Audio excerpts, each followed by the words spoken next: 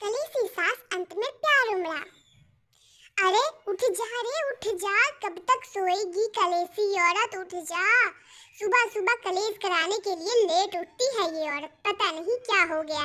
उठ जा, अब उठने का समय नहीं हुआ तेरा, 7:30 बज गया। हमारे समय में 5:30 बजे तक सब लोग उठ जाते थे, लेकिन ये औरत उठने का नाम ही नहीं लेती। मुझे दरवाजा खटखटाना पड़ेगा, ऐसा वो कहती है। वो दरवाजा खटखटाने के लिए हाथ आगे करती है और दरवाजा को खटखटाती है, खट खट खट खट। तब तक उनका बेटा आ जाता है और उनको देखने लगता है कि वो दरवाजा खटखटा। अरे माँ, क्या कर रही हो? उसका दरवाजा क्यों खटखटा रही हो तुम? वो उसकी तबीयत खराब है इसलिए वो सो रही है, नहीं तो वो इतना लेट नहीं सोती है। आपको तो किसी की चैन देखी ही नहीं जाती। अरे तू तो उसकी तरफ बहुत ले रहा है, पता नहीं क्या मंत्र पढ़ा दी है जो उसी का तरफ लेता। मैंने तो तेरे को पाला पोसा ही नहीं है कि मेरी तरफ भी दो शब्द बोल दे। मेरी तरफ से तेरा दो शब्द निकलता ही नहीं है। अब पता नहीं क्या जादू हो गया है तेरे पर, कुछ समझ नहीं आ रहा है। जो करना है करो, मैं तुमको क्या ही समझाऊं, ऐसा बोलती हैं। तब उनका बेटा बोलता है, हाँ हाँ माँ, हम भी आपकी बात सुनते हैं। ऐसा नहीं है आपने मुझे पाला पोसा और मैं आपकी सेवा नहीं कर रहा हूँ। आपको गांव से शहर में लाया, सारी सुख सुविधाएं दिया, लेकिन आप तो कलेश कर रही हो। ये तो गलत बात है, सुबह सुबह कलेश करना अच्छी बात नहीं होती है। अरे हाँ हाँ, तो मैं ही कलेशी औरत कहलाऊंगी ना, मैं ही कलेश कर रही हूँ, और कोई तो कलेश करता ही नहीं है घर में, जैसे कि इतना सब बोलती है। मैं ही कलेश करती, पता नहीं कहाँ से मेरे कोख में जन्म ले लिया, ऐसे कह के चली जाती है। ये सब उनकी बहू सुनती है और फिर बोलती, अरे मेरी वजह से आज घर में इतनी लड़ाई हुई, मैं क्या ही करूं, कल से जल्दी उठने का प्रयत्न करूंगी मैं भी। ये सब बोलती हैं राकेश को नीलिमा। हाँ हाँ उठना, लेकिन तुम्हारी तबीयत भी तो नहीं ठीक थी, इसमें तुम्हारी कोई गलती नहीं है। नीलिमा तुम आराम से उठो, तुम्हारी तबीयत थोड़ी है, तुम भी ऑफिस का काम करती हो, घर का काम करती हो, सारे काम तो तुम्हारे ऊपर ही है, सारी जिम्मेदारी। हाँ हाँ मेरे ऊपर ही सारे काम है, लेकिन मेरे को उठना पड़ेगा। रोज घर में लड़ाई होगी तो अच्छा नहीं लगेगा। कल सुबह वो उठ के सारा साफ सफाई करना लगती है। उसकी सासू माँ बोलती, अरे चाय ला, नाश्ता ला, क्या कर रही है कल ऐसी औरत?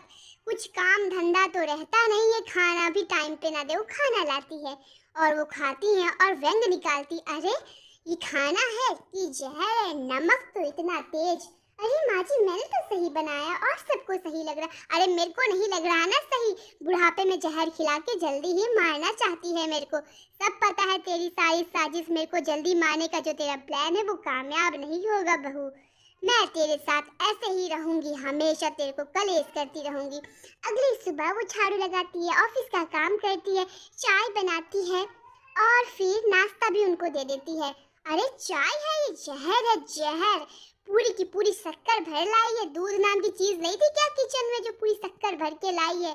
पानी पानी सी चाय लग रही है, छी छी छी छी, ऐसी चाय तो कभी ना पी मैंने आज तक अपने जमाने में। ये सब सुनती हैं और दुखी होकर बताती हैं अपने हस्बैंड को, अरे आपकी माँ जी को मैं कितना भी अच्छा काम कर लूँ, मैंने ऑफिस का काम किया, घर का काम किया।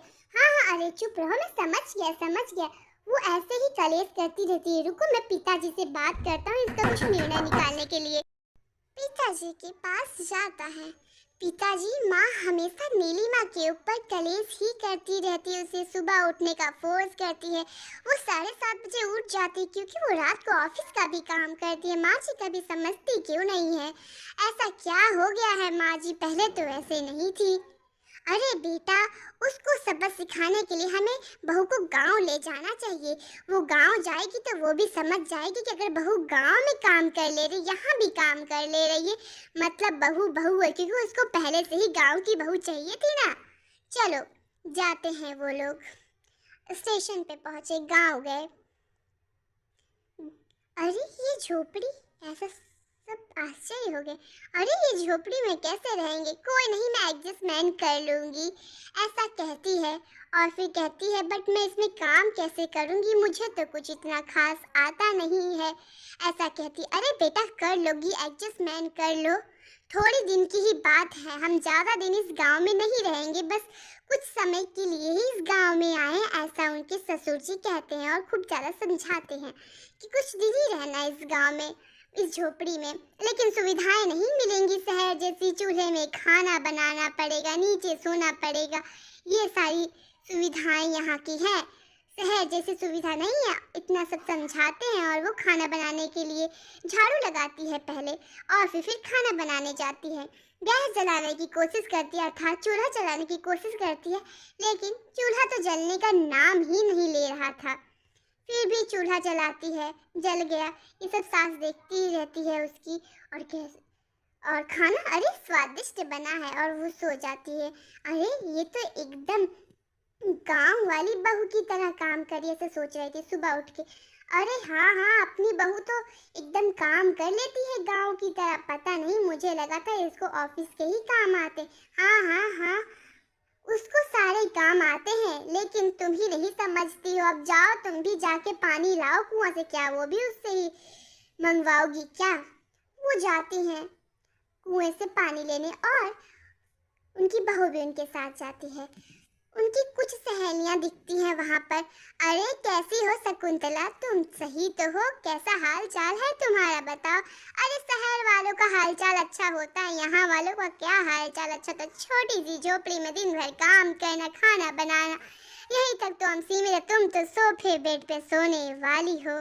तुम तो इतने बंगले में रहती हो, तुम तो शहर की हो। तुम क्या जानो गाँव की बात?